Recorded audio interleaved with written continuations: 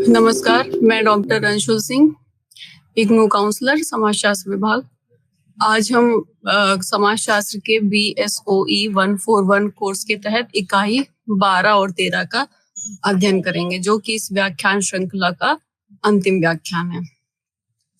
इस व्याख्यान में हम उपभोक्ता संस्कृति, कार्यनिवृत्ति, जाति, वर्ग, निर्जातीयता और लैंगिकता के मुद्दों पर प्रकाश डालेंगे।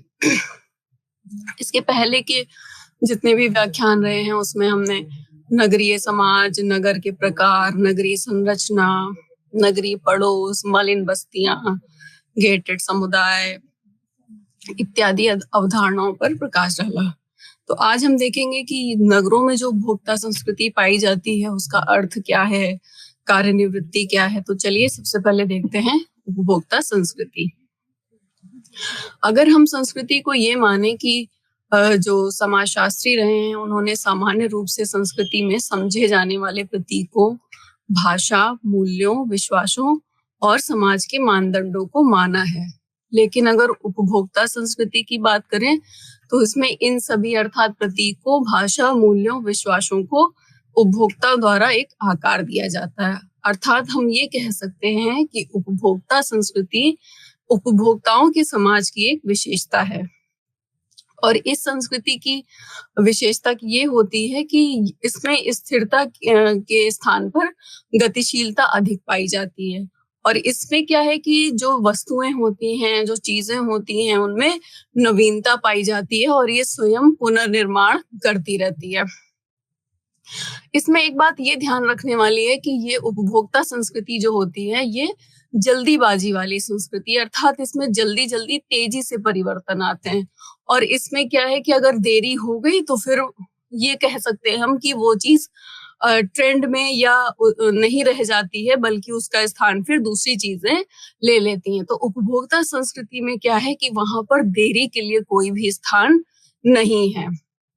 इसके अलावा अगर हम उपभोक्ता संस्कृति की बात करें तो यहाँ पर जो तेज गति है उसकी व्यस्तता की जो मतलब स्थायी स्थिति होती है, और वो अस्थायी तो है लेकिन उसकी भावना जो होती है वो स्थायी होती है।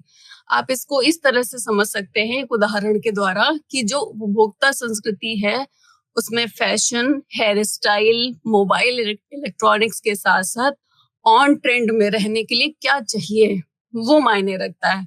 अर्थात ये नए माल और अनुभवों की जो खोज चल रही होती है उसमें कितना टर्नओवर है उससे परिभाषित होता है।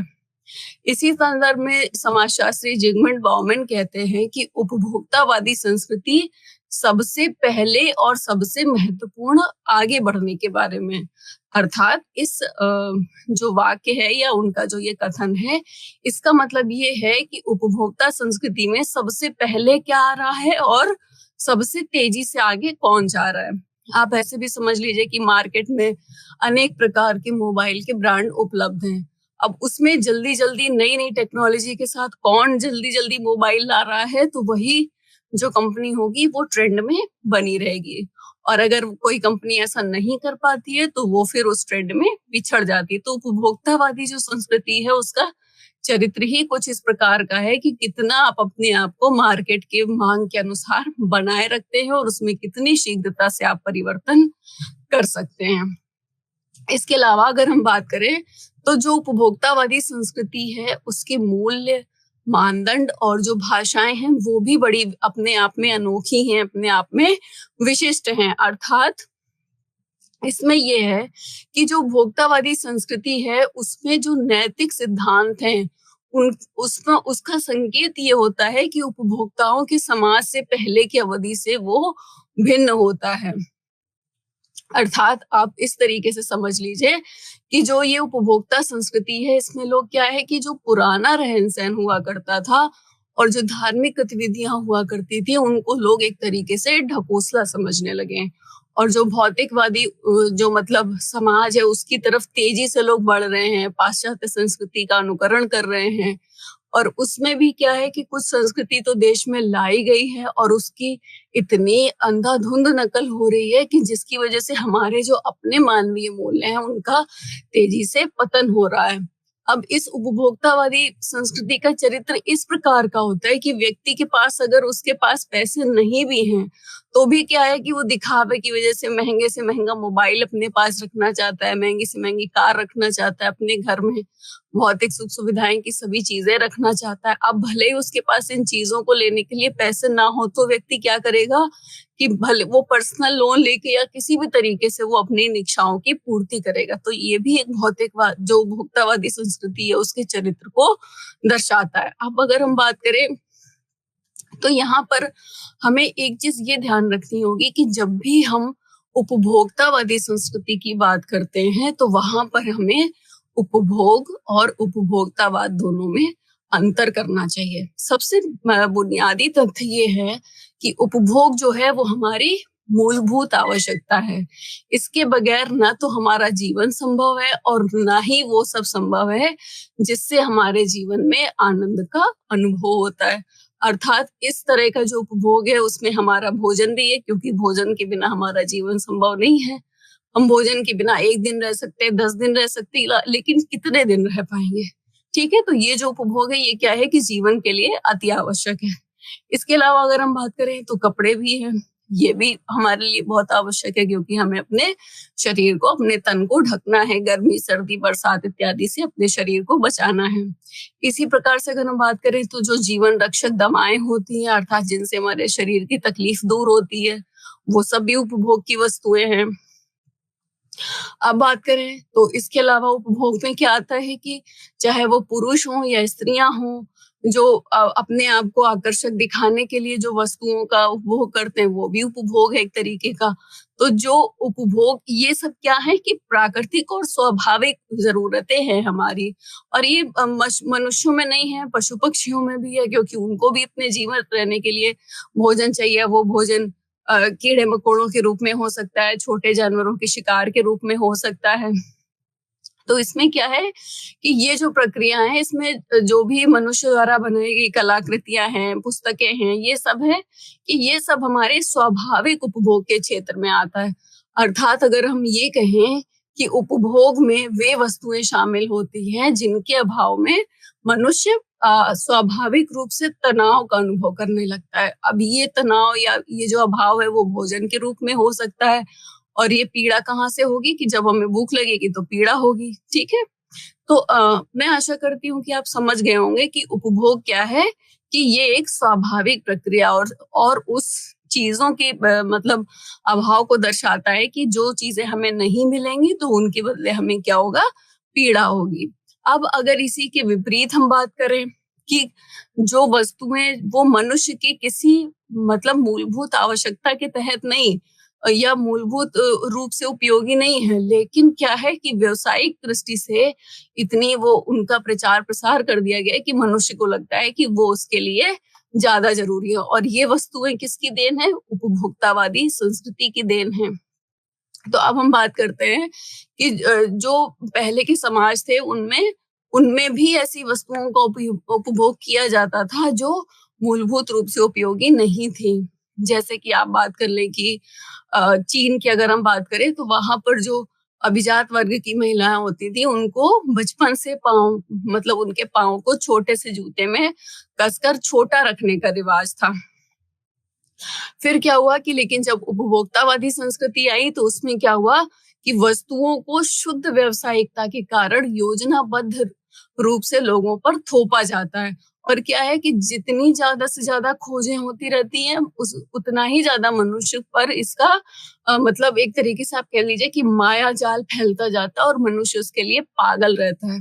आपको एक उदाहरण के द्वारा मैं और समझाना चाहूंगी कि मान लीजिए कि जैसे आप टीवी देखते हैं, हम सभी देखते हैं, तो उसमें क्या होता है कि दिखाया जाता है हमको टीवी एड के दौरान की बहुत सारे ऐसे शैम्पू हैं, बहुत सारे ऐसे तेल हैं, बहुत सारी ऐसी दवाइयां हैं जिनके द्वारा हम अपने बालों को सुंदर, स्वस्थ, काला, घना, चमकदार रख सकते हैं। लेकिन हम ये भी जानते हैं कि ऐसी कोई दवा नहीं है कि जिससे बालों को सफेद होने से रोका जा सके। वो केवल आपके खान पान और आपके रहन सहन पे निर्भर करता है। इसके अलावा कई बार ऐसे मनुष्य में आनुवांशिक बीमारियां होती है, कुछ हार्मोनल डिस्टर्बेंस की वजह से भी ऐसा होता है कि मनुष्य के साथ ये सारी दिक्कतें आती रहती। लेकिन टीवी पर, मोबाइल में ऐसे आपको विज्ञापन दिखाए जाते हैं कि हमको ये लगने लगता है कि अगर हमने ये शैम्पू इस्तेमाल कर लिया या ये तेल इस्तेमाल कर लिया, ये दवा लगा ली, तो हमारे भी बाल जैसा वो दिखाया जा रहा है सामने, वैसा ही हमारे भी बाल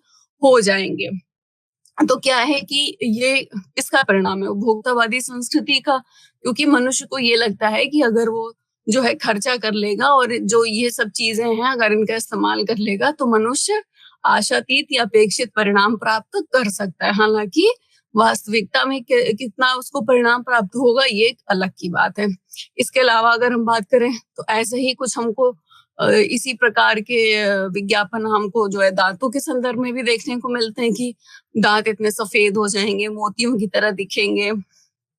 तरह तरह के पेस्ट का विज्ञापन आता है कि अगर आप अमुक पेस्ट का इस्तेमाल करेंगे तो आपका जो है दांत एकदम मोतियों की तरह चमकेंगे। अगर आप इस पेस्ट का इस्तेमाल करेंगे तो आपके मुंह से दुर्गंध नहीं आएगी, आप दिन भर ताजगी का अनुभव करेंगे, आदि आदि, है ना। इसके अलावा हम जो है देखते हैं कि ये जो उपभोक्तावादी संस्कृति है, इसमें तरह तरह के प्रचार करके मनुष्य को बाध्य किया जाता है कि वो इन सब चीजों को खरीदे जो उसके स्वाभाविक उपभोग के लिए नहीं है, बल्कि ये आप कह सकते हैं कि एक थोपा गया उपभोग है मनुष्य के ऊपर। और कई बार ये उपभोग इतना ज्यादा मनुष्य को अपने जाल में फंसा लेता है कि मनुष्य कर्जदार होकर भी इन चीजों को खरीदना चाहता है। इसके अलावा हम ये बात करते हैं कि जैसे आजकल का जो समाज है, वहां पर क्या है कि अब सुंदर शब्द का भी प्रयोग हट गया। अब उसकी जगह क्या हो गया है कि स्मार्ट स्मार्ट शब्द ने उसका स्थान ले लिया है। और इस स्मार्ट का अर्थ क्या है कि जो है कोई कितना अच्छे से कपड़ा पहना हुआ है, कितना अप टू डेट है, कितना ज्यादा वो अपने आप को प्रेजेंटेबल दिखा रहा है, तो ये क्या है, स्मार्ट के स्मार्ट रूप में उसको परिभाषित किया जाता है। तो जो प्रचलित फैशन है उससे सुंदरता की परिभाषा किस प्रकार बदली है, हम ये देख रहे हैं। और ये सब किसका परिणाम है? उपभोक्तावादी संस्कृति का परिणाम है। आप एक उदाहरण और समझिए कि सौंदर्य की दृष्टि से क्या है कि अगर हम एक ही रंग की हमने साड़ी पहनी है, उसी की हमने मैचिंग की चूड़ियां पहनी है, उसी की मैचिंग का हमने हैंड बैग लिया है, पर्स लिया है, उसी की मैचिंग की हमने बिंदी लगा ली, उसी की मैचिंग की हमने सैंडल पहन लिया, फुटवेयर पहन लिए, तो ये सब क्या है कि जो है ये अच्छा नहीं माना जाएगा आज के टाइम में। वो क्या है कि आप कितना ज्यादा रंगों का मिक्स एंड मैच करते हैं। और पहले क्या था कि मैचिंग जो है वो एक सौंदर्य की परिभाषा में आता था, लेकिन अब जब जो आज का समाज है उसमें मैचिंग कोई अच्छी बात नहीं मानी जाती कि ऊपर से नीचे तक हम एक ही रंग में दिख रहे हैं। हम कितने अलग अलग रंगों का इस्तेमाल कर सकते हैं, कितने रंगों का मिश्रण कर सकते हैं, वो हमें क्या दिखाएगा आज के समाज में? स्मार्ट दिखाएगा। तो ये एक उपभोक्तावादी संस्कृति का परिणाम हुआ है। इसके अलावा हम देखते हैं कि अगर हम बहुत ज्यादा अगर हमने मिक्स एंड मैच कर लिया तो वो भी अच्छा नहीं माना जाएगा। अगर आप होठों पर अपने काले रंग की लिपस्टिक लगा के निकल जाएंगे या नीले रंग की लिपस्टिक लगा के निकल जाएंगे तो वो अच्छा नहीं माना जाएगा। वो लोग ये सोचेंगे कि आपके अंदर जो है फैशन का कोई सेंस नहीं है। तो ये सब जो चीजें हैं ये आखिर आई कहाँ से लोगों के मस्तिष्क में उत्पन्न हुई? तो ये सब आप समझ रहे होंगे कि उपभोक्तावादी संस्कृति का परिणाम है। उसमें सबसे ज्यादा भूमिका किसकी रही है? तो मीडिया की रही है, क्योंकि मीडिया के द्वारा ही ऐसे विज्ञापनों का प्रचार प्रसार किया जाता है जिसमें मनुष्य को इन सब वस्तुओं को खरीदने के लिए बाध्य किया जाता है। अब इसके अलावा जो है आजकल एक आपने और ट्रेंड देखा होगा कि एक थ्रो अवे संस्कृति मतलब थ्रो अवे संस्कृति पनप रही है। इसका अर्थ क्या है? इसका अर्थ ये है कि ऐसी चीजों का उत्पादन और प्रयोग बढ़ रहा है कि जिनको आप कुछ समय या केवल एक बार ही उपयोग में लाकर और फिर उनको फेंक दें। तो ये क्या है? थ्रो अवे संस्कृति की वन टाइम यूज। आप देखते होंगे बहुत सारी ऐसी चीजें आती हैं कि एक बार आपने इस्तेमाल किया और फिर उनको हटा दिया आपने। क्योंकि हम क्या है, मानसिकता इसके पीछे क्या है कि ज्यादा से ज्यादा हम अप टू डेट रहना चाहते हैं, हम स्मार्ट दिखना चाहते हैं। तो हम ऐसी चीजों का इस्तेमाल करें कि जब भी हम समाज में बाहर निकले, जब भी लोगों के सामने जाएं, तो हमेशा एक अलग उसमें जाएं, अलग अपना व्यक्तित्व लेकर जाएं, अलग परिधान में जाएं। तो ये सब जो मानसिकता है ये थ्रो अवे संस्कृति को बढ़ावा दे रही है। अब हम बात करते हैं कि जो उपभोक्ता हमारी जो जीवन शैली है वो क्या है कि धीरे धीरे बदलती जा रही है। पहले क्या कहा जाता था कि सादा जीवन उच्च विचार, अर्थात जीवन अपना सादा रखिए लेकिन आपके जो विचार हैं वो उच्च होने चाहिए। अब क्या है कि विचारों का तो कहीं कोई नामो निशान नहीं है, लेकिन जीवन जो आपका जीवन है वो सादा तो बिल्कुल नहीं होना चाहिए। क्योंकि अब क्या हो रहा है कि जो उत्पादन है वो अधिकाधिक मात्रा में हो रहा है। जो जन समुदाय है उसमें उत्पादों का इतना ज्यादा उपभोग किया जा रहा है कि जैसे हम खाना खाते हैं उसी तरह से हम नए नए उत्पादों का प्रयोग करते ही जा रहे हैं। और क्या है कि मनुष्य अब उत्पाद है किसके लिए? मनुष्य के लिए। और खरीदेगा कौन? मनुष्य ही खरीदेगा। बनाने वाला भी कौन है? मनुष्य है। तो आप ये देखिए कि ये एक तरीके का जाल है कि मनुष्य द्वारा निर्मित वस्तुएं ही मनुष्य के लिए एक क्या है कि समस्या का कारण बनती जा रही हैं।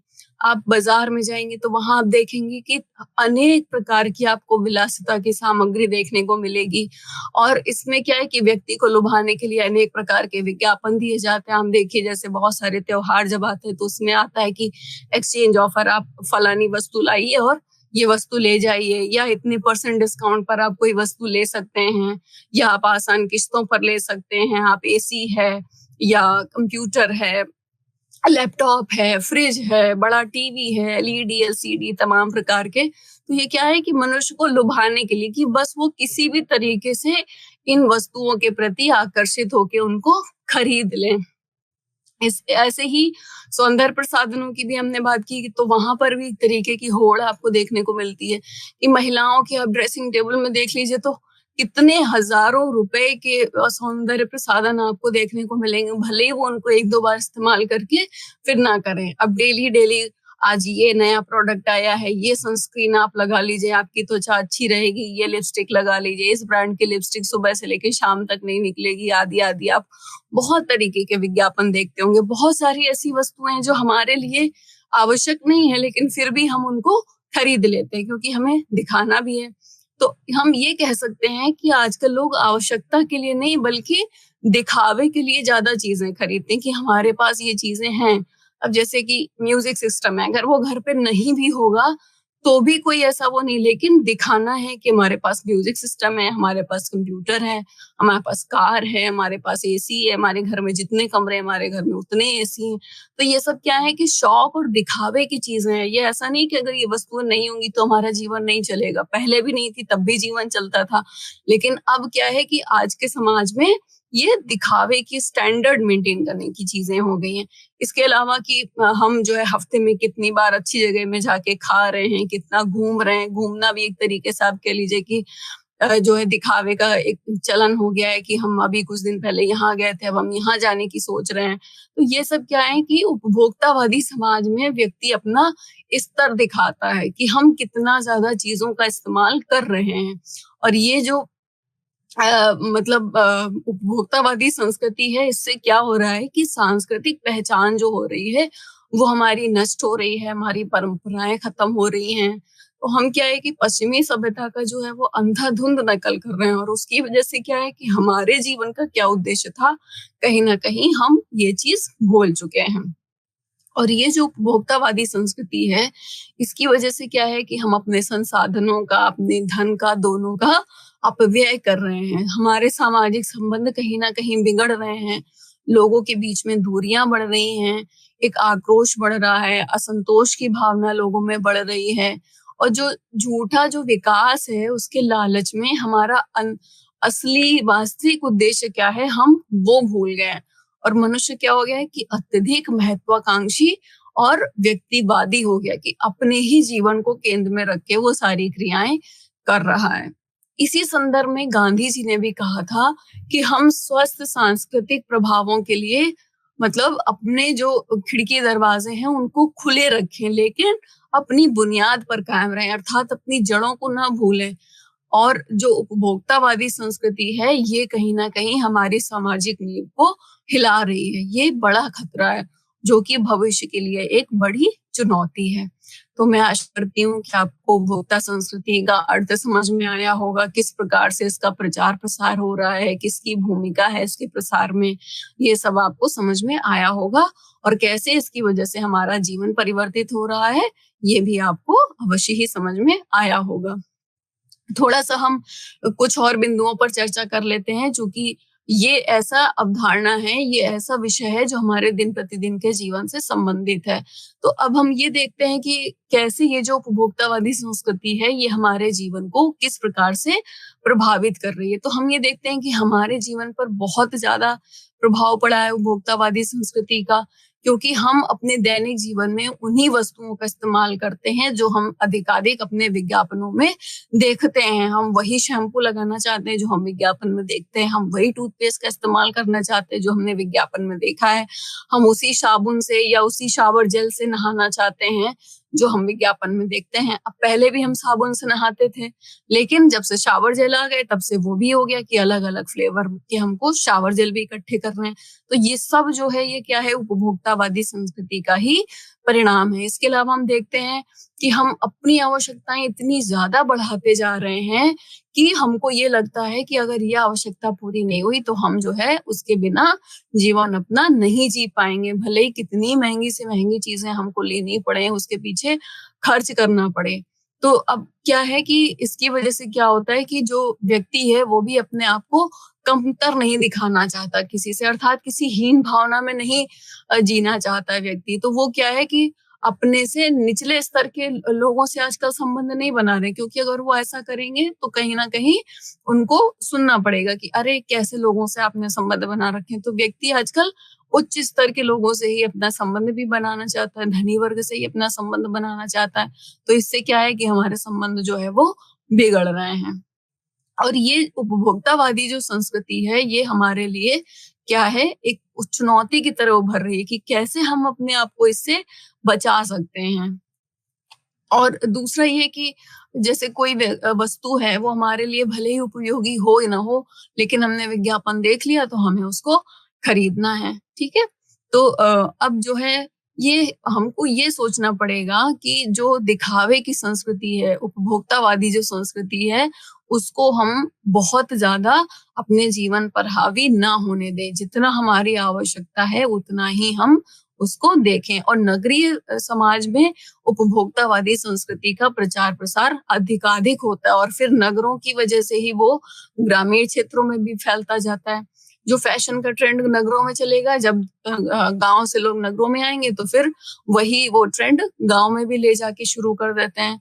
तो इस प्रकार से हमें इस उपभोक्तावादी संस्कृति पर लगाम लगाना कहीं ना कहीं आवश्यक हो गया है। तो चलिए अब हम बात करते हैं कि कार्य निवृत्ति क्या है, क्योंकि अब उपभोक्तावादी संस्कृति के बाद जो अगली अवधारणा पर हमको चर्चा करनी है वो कार्य निवृत्ति की अवधारणा है। तो जैसा हम देखते हैं कि उत्तर जो औद्योगिक समाज है, वहां पर अवकाश की अवधारणा है। और उसमें क्या होता है कि व्यवसाय में या तो परिवर्तन करें या उत्पादन की जो प्रक्रिया है उसमें भी आमूलचूल परिवर्तन करें, कि जिसमें जो नगर में लगे हुए कारखाने हैं या कार्यालय हैं, उसमें जो पूरा पूरा दिन जो काम करते हैं लोग, उसके परिणाम स्वरूप ये अवधारणा लाई गई, अवकाश की या विराम की अवधारणा। तो इसमें मुख्य रूप से क्या होता है कि चाहे वो कर्मचारी हों या मजदूर हों, उनको विराम देने के लिए, उनको विश्राम देने के लिए, कार्य करने से उनमें जो एक थकान उत्पन्न हुई होती है उसको मिटाने के उद्देश्य से उनको मनोरंजन के साधन उपलब्ध कराए जाते हैं, या पार्क आदि की व्यवस्था कराई जाती है कि जब वो काम करके थक जाएं तो थोड़ा सा अपना मनोरंजन कर सकें। और ये जो क्षेत्र है, इसमें अब अनेक विद्वानों ने काम किया है और कर भी रहे हैं, और धीरे धीरे इस संबंध में जानकारी जुटा रहे हैं। इसी संदर्भ में एक अध्ययन का यहाँ पर संदर्भ हम देना चाहेंगे कि जो गरीमन है, उन्होंने फैंटेसी सिटी का वर्णन किया इसी संदर्भ में, कार्यनिवृत्ति के संदर्भ में, और उन्होंने उसकी अनेक विशेषताओं पर प्रकाश डाला। और इस सिटी को उन्होंने सुख और खपत का केंद्र कहा, और ये कहा कि ये अपने स्वभाव में एक विशेष चरित्र का होता है और उसमें अनेक प्रकार की विशेषताएं पाई जाती हैं जो बाकी समाजों में कहीं ना कहीं नहीं होते हैं या उनका अभाव पाया जाता है। तो देखते हैं कि कौन कौन सी विशेषताएं होती हैं इस फैंटेसी सिटी की। तो सबसे पहली विशेषता ये होती है कि ये जो स्थान होता है वो विषय केंद्रित होता है, अर्थात जहां पर जो व्यक्तिगत मनोरंजन केंद्र होते हैं और ये नगर को एक खास पहचान देते हैं।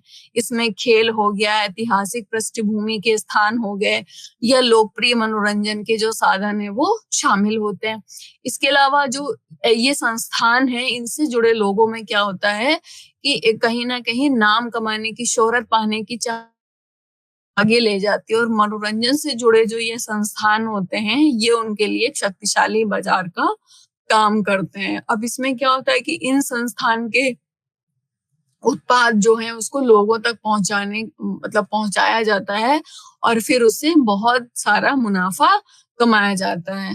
और अगली विशेषता ये है कि ये जो फैंटेसी नगर होते हैं ये रात दिन खुले रहते हैं, अर्थात 24 घंटे ये जो है यहाँ पर चहल पहल आपको देखने को मिलेगी। इसके अलावा जो ये नगर होते हैं यहाँ पर अनेक प्रकार के वैकल्पिक निर्माण उपलब्ध होते हैं और ये अपने मूल रूप से अनेक महत्वपूर्ण संसाधनों के उपक्रम को अपने आप में समाहित करते हैं, जैसे कि बड़े बड़े मेगाप्लेक्स हो गए, 6 स्क्रीन के थिएटर, 8 स्क्रीन के थिएटर, 12 स्क्रीन के थिएटर, है ना। और अलग अलग थीम पर आधारित रेस्टोरेंट हैं कि आप गए तो कहीं पर हॉरर थीम पर आधारित है, कोई गांव की थीम है ना। आप जाते हैं तो देखते हैं कि बहुत सारे रेस्टोरेंट में आप जाएंगे तो आपको लगेगा आप किसी गांव में आ गए हैं।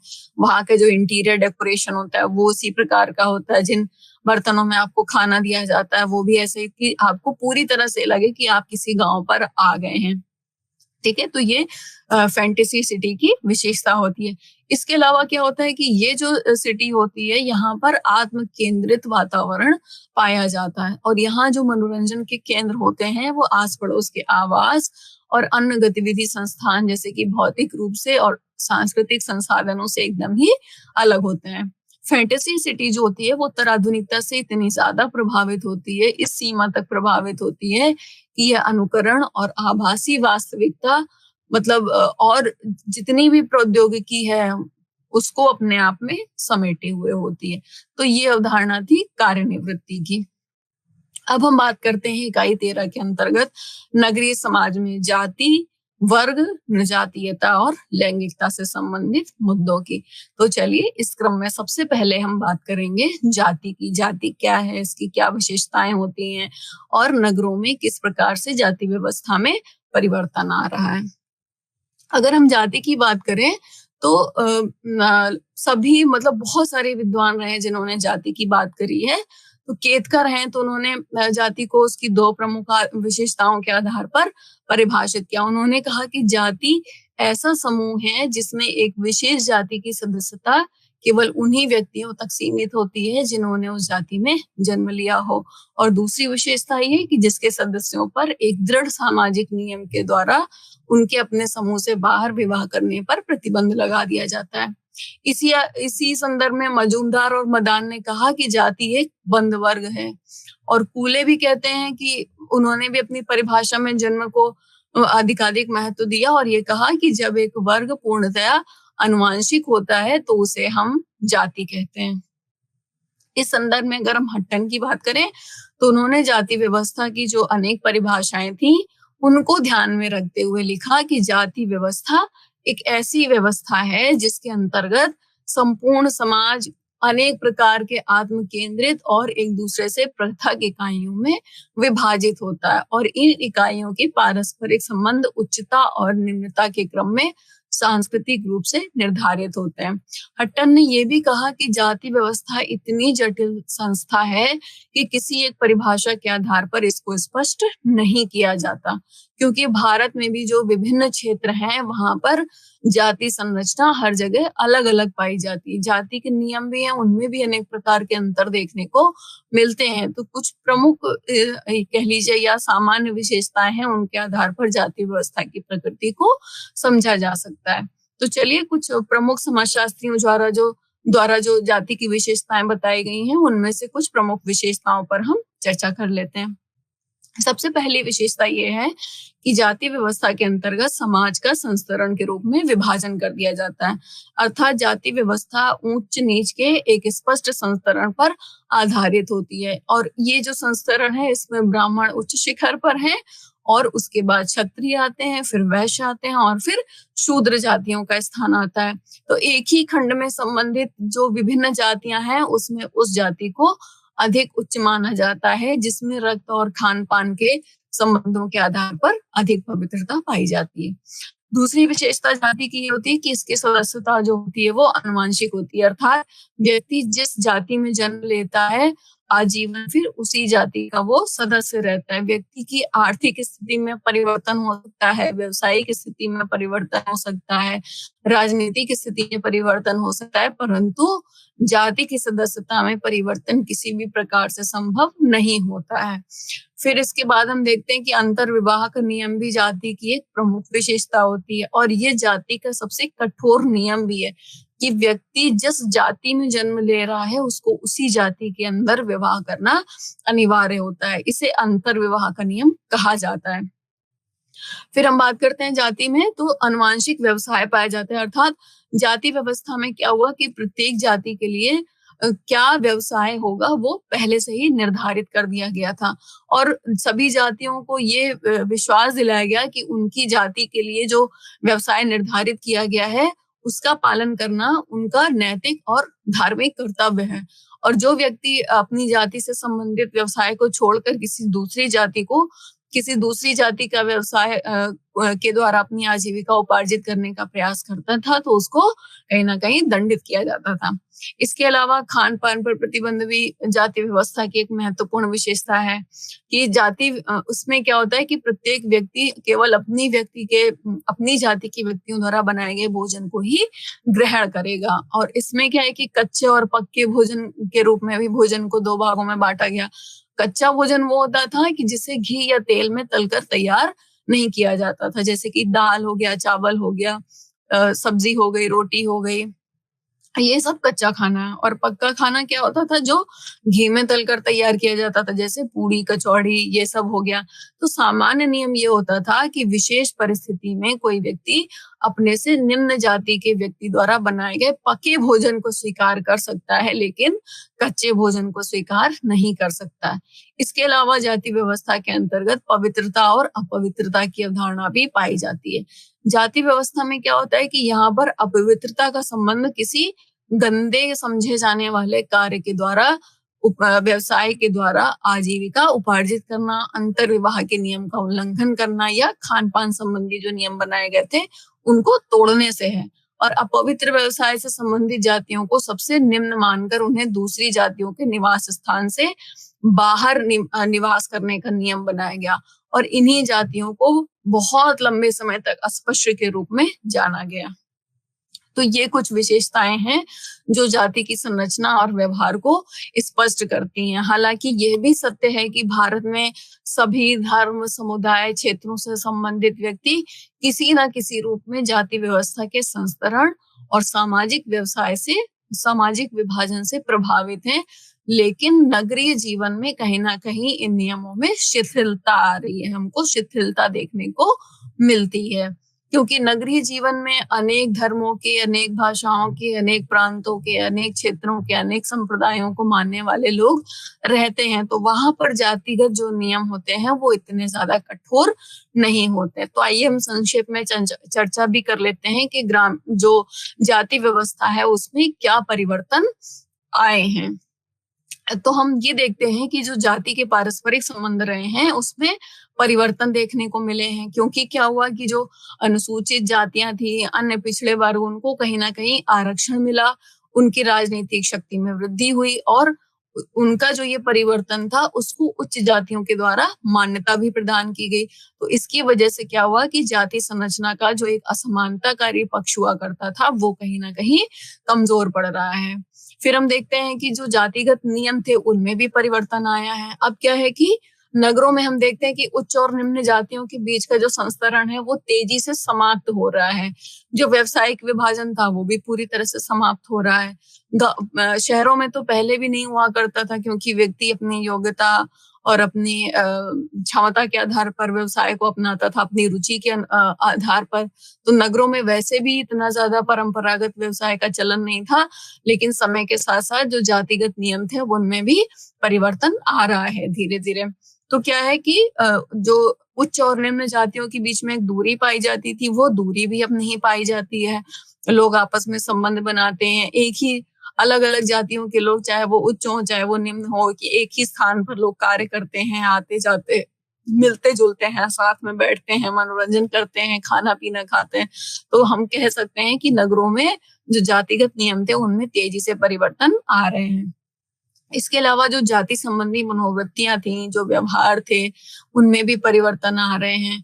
पहले क्या था कि आप किसी अस्पृश्य जाति के सदस्य को छू नहीं सकते थे, और अगर छू लेते थे तो अपवित्र माना जाता था, और फिर उसको उस अपवित्रता को दूर करने के लिए स्नान करना होता था। लेकिन अब क्या है कि खान पान के आधार पर या छू लेने से इस तरह के भेदभाव नगरीय समाज में नहीं देखे जा रहे हैं। अब क्या है कि शिक्षा को व्यक्ति की, उसकी अपनी योग्यता, उसके आधार पर व्यक्ति को महत्व दिया जाने लगा है। इसके अलावा हम देखते हैं कि जो जाति संगठन के जो प्रभाव हैं, उनमें भी कमी आई है कहीं ना कहीं, क्योंकि पहले व्यक्ति को इन्हीं संगठनों के द्वारा जाति के नियमों को मानने के लिए बाध्य होना पड़ता था। लेकिन जो वर्तमान की परिस्थितियां हैं, उनकी वजह से अब इन जो संगठन है, जातीय संगठन है, इनकी भी जो मजबूती है वो कहीं ना कहीं शिथिल हो रही है। इसके अलावा हम ये भी देखते हैं कि जो जातियों का जो दबाव मतलब जो जाति थी, वो कहीं ना कहीं अब दबाव समूह के रूप में परिवर्तित हो रही है, क्योंकि जो जाति समूह हुआ करते थे, उनका काम जाति के नियमों को लागू करवाना नहीं है, बल्कि इनका काम ये है कि राजनीतिक और आर्थिक हितों को किस प्रकार से पूरा किया जाए। तो अब क्या हो रहा है कि जो जाति समूह है, वो दबाव समूह के रूप में काम कर रहे हैं। इसके अलावा सबसे बड़ा परिवर्तन क्या है कि प्रभु जातियों का प्रादुर्भाव हुआ है। प्रभु जाति की अवधारणा हम सबको पता है कि हमें श्रीनिवास के द्वारा दी गई थी, और उसमें जन्म के आधार पर नहीं, बल्कि प्रभु जाति उसको माना गया कि वो जाति जो किसी भी क्षेत्र में अपनी जनसंख्या के आधार पर अधिक हो, आर्थिक और राजनीतिक रूप से भी प्रभावशाली हो, तो वो जाति क्या है, प्रभु जाति। भले ही वो जो परंपरागत जातियों का संस्करण था, उसमें वो किसी भी स्थान पर हो, लेकिन वो जो है प्रभु जाति, अगर इन 3 मानदंडों पर वो आगे निकलती है, तो वो प्रभु जाति कहलाती है।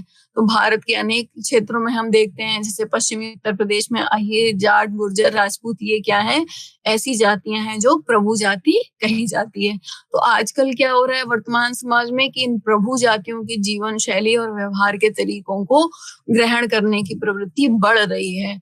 तो अब ये हम कह सकते हैं कि किसी क्षेत्र की प्रभु जाति की तुलना में उच्च जाति के लोगों को उतना महत्व नहीं मिल पा रहा। तो ये कुछ परिवर्तन थे जो जाति व्यवस्था में हमको देखने को मिल रहे हैं। अब इस जाति व्यवस्था में परिवर्तन के उत्तरदायी कारक कौन कौन से हैं, चलिए उनकी भी चर्चा संक्षेप में कर लेते हैं। तो सबसे पहले ये है कि स्वतंत्रता के बाद जब भारत में एक लोकतांत्रिक और धर्मनिरपेक्ष राज्य की स्थापना की गई, तो यहाँ पर संविधान के द्वारा जाति, धर्म, वंश के भेदभावों को समाप्त किया गया, और उसके स्थान पर सामाजिक समानता, न्याय, स्वतंत्रता के आधार पर जो व्यवस्था थी, उसकी स्थापना की गई। तो इसकी वजह से क्या हुआ कि जाति के द्वारा जो ऊंच नीच का भेदभाव था, वो खत्म होने लगा। इसके अलावा बहुत सारे सामाजिक विधान भी बनाए गए, जिसके द्वारा जो दूरी पाई जाती थी, उनको समाप्त करने का प्रयास किया गया। जैसे 1955 में अस्पृश्यता अपराध नियम के द्वारा छुआछूत को एक अपराध माना जाने लगा। कि तो ये सब क्या था कि इन कानूनों के प्रभाव की वजह से जो जाति के कठोर नियम हुआ करते थे, वो धीरे धीरे शिथिल होने लगे। इसके अलावा औद्योगिकरण और नगरीकरण में वृद्धि हुई, तो व्यक्ति को बहुत सारे ऐसे अवसर मिले कि वो अपना परंपरागत व्यवसाय छोड़कर नए व्यवसाय अपनाने लगा। तो बाहर जो गांव से निकलकर जो नगरों में लोग आए, उन्होंने उद्योगों में जाकर श्रम करना शुरू किया, और फिर वो लोग जब गांव वापस जाते थे, तो फिर उनमें भी नगरीय संस्कृति का विकास होने लगा, जिसकी वजह से वो जाति के नियमों को नहीं मानने लगे, क्योंकि लोगों के विचारों और दृष्टिकोण में ही परिवर्तन हो गया था। इसके अलावा हम बात करें तो शिक्षा की वजह से भी जाति व्यवस्था में बहुत सारे परिवर्तन देखने को मिल रहे हैं। जैसा हम सब जानते हैं कि नगरीय समाज में बहुत सारे शिक्षण संस्थान होते हैं, और हर तरीके के तो व्यक्ति उनमें जाकर शिक्षा ग्रहण करता है। तो जैसे जैसे लोग शिक्षित होते जाते हैं, वो जाति बंधनों को नहीं मानते हैं, अंधविश्वासों को नहीं मानते हैं। इसके अलावा जो संचार और परिवहन के साधन हैं, इसकी वजह से क्या हुआ कि लोग सभी जातियों से मिलते जुलते हैं, और उनके बीच में सामाजिक संपर्क स्थापित होता है और खान पान के नियम जो होते हैं वो भी कमजोर पड़ने लगे। इसके अलावा बहुत सारे भारत में सुधार आंदोलन हुए जिसकी वजह से जातिगत भेदभाव की जगह क्या हुआ, सामाजिक और धार्मिक समानता का महत्व बढ़ने लगा। तो और सबसे महत्वपूर्ण ये है कि जो चुनाव पर आधारित राजनीति है उसमें भी जाति व्यवस्था में बहुत सारे परिवर्तन हो रहे हैं। लोकतांत्रिक व्यवस्था में क्या है कि चुनाव का आधार किसी भी समूह की एक संख्या शक्ति है कि किसी जाति के लोग कितने ज्यादा हैं, वो जाति उच्च है या निम्न है ये नहीं मायने रखता है। तो इसकी वजह से भी क्या हुआ कि जो जाति व्यवस्था की परंपरागत संरचना थी उसका बने रहना संभव नहीं हुआ। तो इन सब दशाओं के द्वारा हम ये कह सकते हैं कि आज किस तरीके से नगरीय समाज में जाति की संरचना, जाति से संबंधित व्यवहार के नियमों और जाति संबंधी मनोवृत्तियों में बहुत सारे परिवर्तन हो रहे हैं। अब हम बात करेंगे वर्ग की अवधारणा की। तो वर्ग का संबंध क्या होता है? वर्ग एक विशेष परिस्थिति समूह होता है। प्रत्येक समाज में हम देखते हैं कि सभी व्यक्ति अलग अलग कार्य कर रहे होते हैं, उनका व्यवसाय, उनकी रुचि, उनका कार्य करने का ढंग अलग अलग प्रकार का होता है। तो इसके परिणाम स्वरूप क्या होता है कि समाज में अनेक प्रकार के स्तरों का निर्माण हो जाता है जिसमें समाज की स्थिति के व्यक्ति जो है एक दूसरे से घनिष्ठता और अपनेपन की भावना का अनुमान करने लगते हैं। अर्थात हम ये कह सकते हैं कि ये जो स्तर होते हैं इन्हीं को हम अनेक रूपों में, अनेक वर्गों के रूप में देखने लगते हैं। तो फिर क्या है कि सबसे बड़ी बात ये कि वर्ग व्यवस्था के अंतर्गत भी जो वर्ग होते हैं उनकी स्थिति समान नहीं होती है। सामाजिक व्यवस्था में किसी वर्ग को कितना उच्च स्थान मिलेगा यह इस बात पर निर्भर करता है कि उस वर्ग के जो सदस्य हैं उनके द्वारा किया जाने वाला कार्य समाज के लिए कितना अधिक महत्वपूर्ण है। इसके अलावा इसका अर्थ ये है कि प्रत्येक समाज में सामाजिक परिस्थितियों की कोई निश्चित संख्या नहीं होती है क्योंकि बहुत सारी परिस्थितियां होती हैं और सबका महत्व भी अलग अलग होता है। तो इसकी वजह से क्या होता है कि समाज में विभिन्न स्थिति वाले वर्गों का निर्माण होना प्रारंभ हो जाता है। ऑगबर्न का कहना था कि एक सामाजिक वर्ग की मौलिक विशेषता दूसरे सामाजिक वर्गों की तुलना में उसकी उच्च अथवा निम्न सामाजिक स्थिति है।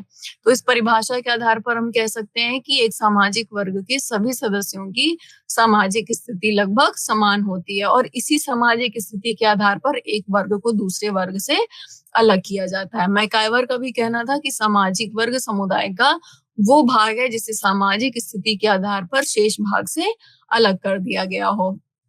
तो हम ये कह सकते हैं कि जो नगरीय वर्ग संरचना है वो 3 मुख्य वर्गों में विभाजित रही है। वर्ग में सबसे ज्यादा सदस्यों की संख्या होती थी। कारखानों में, उद्योगों में, व्यक्तिगत प्रतिष्ठानों में शारीरिक श्रम करने वाले लोग इसी वर्ग के अंतर्गत आते थे। लेकिन स्वतंत्रता के बाद भारत में अनेक ऐसी स्थितियां उत्पन्न हुई जिसकी वजह से नगरों की वर्ग संरचना जो थी वो बदलने लगी। तो फिर क्या हुआ कि धीरे धीरे जो परिवर्तन आते गए उसकी वजह से अब जो है नगरों में हम 4 प्रकार के वर्ग देख सकते थे। उच्च वर्ग, संपन्न मध्यम वर्ग, सामान्य मध्यम वर्ग और निम्न वर्ग। तो उच्च वर्ग की अगर हम बात करें तो नगरीय वर्ग संरचना में उच्च वर्ग का संबंध उन वर्गों से है जिनकी जो परिस्थिति है वो सामाजिक, आर्थिक और राजनीतिक दृष्टिकोण से सबसे अधिक उच्च मानी जाती है। और इस वर्ग के लोग बाहरी तौर पर बहुत विनम्र और शिष्ट दिखाई देते हैं। प्रत्येक अवसर पर इस वर्ग के लोग अपनी शक्ति का प्रदर्शन करना चाहते हैं। कीमती वस्तुओं का उपयोग और प्रदर्शन करना उनके लिए सम्मान की बात होती है। तो आर्थिक रूप से बहुत संपन्न होने के कारण देश की आय जो होती है उसका बड़ा हिस्सा इन्हीं वर्ग के लोगों के पास जो है वो केंद्रित होता है। और ये जो वर्ग होता है ये भी 3 मुख्य उपवर्गों में विभाजित किया जा सकता है। पूंजीपति वर्ग, राजनीतिक अभिजन और प्रशासनिक अभिजन। फिर दूसरे प्रकार के वर्ग की अगर हम बात करें तो जिसमें संपन्न मध्यम वर्ग की बात की गई है, इसमें क्या होता है कि इस वर्ग के लोगों की आय उनके उपभोग से काफी अधिक होती है। तो इस वर्ग में डॉक्टर, इंजीनियर और जो फाइनेंशियल एडवाइजर होते हैं, बड़े-बड़े व्यापारी, बुद्धिजीवी लोग, प्रबंधक, बड़े-बड़े साहित्यकार, खिलाड़ी, कलाकार इत्यादि लोगों को इस वर्ग में शामिल किया जाता है। ये लोग बड़ी भूमियों के स्वामी होने के कारण बिना कोई श्रम किए किराए के रूप में अपनी नगरीय संपत्ति से काफी बड़ी धनराशि प्राप्त कर लेते हैं। वो लोग भी इस वर्ग के अंतर्गत आते हैं। इसके अलावा इस वर्ग के अधिकांश लोगों की जो सामाजिक, मनोवैज्ञानिक, आर्थिक और सांस्कृतिक विशेषताएं होती हैं, उनमें काफी हद तक हमको समानता देखने को मिलती है। इस वर्ग के जो लोग होते हैं वो परंपराओं में अधिक विश्वास नहीं करते हैं। उनको वे जो है पश्चिमी संस्कृति को अपना आदर्श मानते हैं। अपने जो सामाजिक मूल्य हैं उनमें इन लोगों का विश्वास नहीं होता है। और चूंकि ये जो वर्ग है इसमें व्यक्ति उच्च शिक्षा प्राप्त किए हुए होता है, तो उनके जीवन में तर्क का स्थान अंधविश्वास के बजाय अधिक होता है। तो हम ये कह सकते हैं कि अधिकांश जो राजनीतिक अभिजन होते हैं वो संपन्न मध्यम वर्ग से ही उत्पन्न होते हैं। फिर हम बात करते हैं सामान्य मध्यम वर्ग की। तो उसमें क्या है कि भारत की वर्गीय संरचना में इस वर्ग का तीसरा स्थान है और इनकी जो आर्थिक परिस्थिति होती है वो बहुत ही सामान्य स्तर की होती है। अर्थात इस वर्ग के जो लोग होते हैं वो कड़ी मेहनत के द्वारा इतनी आजीविका उपार्जित कर पाते हैं जिससे उनकी सामान्य जरूरतें पूरी हो जाती हैं। अर्थात इस वर्ग में हम साधारण जो दुकानदार हैं उनको, कार्यालय में काम करने वाले व्यक्ति, जो खुदरा व्यापारी हैं, तकनीकी रूप से प्रशिक्षित लोग, धार्मिक क्रियाओं से उपार्जित करने वाले लोग, शिक्षा और प्रबंध से जुड़े सामान्य स्तर के जो व्यक्ति हैं उनको हम इसमें शामिल करते हैं। जब भारत में औद्योगिकरण और नगरीकरण में वृद्धि हुई तो नगरीय जनसंख्या में इस वर्ग का प्रतिशत तेजी से बढ़ने लगा, जो अभी तक बढ़ता ही जा रहा है। साधारण मध्यम वर्ग की उनकी एक अपनी अलग उप संस्कृति होती है और इसी संस्कृति के संदर्भ में इस वर्ग के लोगों के व्यक्तित्व और उनके व्यवहारों का मूल्यांकन किया जाता है। अब ये भी हम कह सकते हैं कि सांस्कृतिक रूप से इस वर्ग का जीवन परंपराओं से सबसे अधिक प्रभावित होता है, क्योंकि ये लोग जो होते हैं वो अपने परंपरागत व्यवहारों, विश्वासों, परंपराओं, कर्मकांडों, मूल्यों को आसानी से नहीं छोड़ना चाहते हैं। इनका आदर्श क्या होता है कि जो संपन्न मध्यम वर्ग होता है वो इस वर्ग का आदर्श समाज होता है और इसी वजह से क्या होता है कि लोग जो है ऋण से दबे हुए रहते हैं। फिर हम बात करते हैं कि चौथे वर्ग की, जिसमें निम्न वर्ग होता है। तो ये वर्ग संरचना का सबसे निचला हिस्सा है और ये मुख्यतः औद्योगिकरण की उपज है। इस वर्ग को हम 3 उपवर्गों में विभाजित कर सकते हैं: श्रमिक वर्ग, घरेलू सेवा वर्ग और प्रतिभ्रष्ट वर्ग। अब हम इसी संदर्भ में बात करते हैं कि नृजातीयता का अर्थ क्या है। तो नृजातीयता का अर्थ है कि कोई नस्ल, अर्थात ये सहभोजी संस्कृति पर आधारित होता है। जब एक ही जाति समूह से संबंधित लोग शरीर विज्ञान या संस्कृति या फिर दोनों संबंधित समानताओं के कारण अपने सामान्य वंश का आचरण करते हैं। नृजातीयता की कुछ विशेषताएं होती हैं कि यह जाति, धर्म, भाषा, क्षेत्र इत्यादि के विशिष्ट पहचान से संबंधित होता है। जो नृजातीयता है वो एक सामाजिक रूप से संगठित होता है और क्षेत्रीय रूप से सीमित होता है, लेकिन इसमें जो संख्यात्मक रूप से पर्याप्त जनसंख्या शामिल होती है, अर्थात ये विशिष्टताओं को दर्शाने वाला प्रतीकों का एक पूल होता है। इसके अलावा हम ये कह सकते हैं कि यह एक संदर्भ समूह है जिसके सापेक्ष में काल्पनिक भावनाएं ज्यादा होती हैं। यह भारतीय राजनीति में न केवल जनसाधारण असंतोष के कारण उत्पन्न होता है, बल्कि यह निहित राजनीतिक हित का भी निर्माण है। तो हम ये कह सकते हैं कि नृजातीयता अर्थात लोगों का ऐसा समूह जो अपनी कुछ विशेषताओं जैसे कि रंग, शारीरिक संरचना के आधार पर अन्य लोगों से स्वयं के समूह की पहचान करता है, तो उसे हम नृजातीयता कहते हैं। जैसे कि गोरे व्यक्ति का अपने समान के लोगों की पहचान कर अपने समूह में समझना। और नृजातीयता के आधार कौन कौन से होते हैं? तो भाषा होती है, नस्ल होती है, और हम कह सकते हैं कि धर्म होता है, क्षेत्र होता है, जाति होती है इत्यादि। तो इस प्रकार हम ये कह सकते हैं कि नृजातीयता अगर अन्य वर्गों के प्रति सहिष्णु होती है तो वर्गीय हितों को बढ़ावा देती है।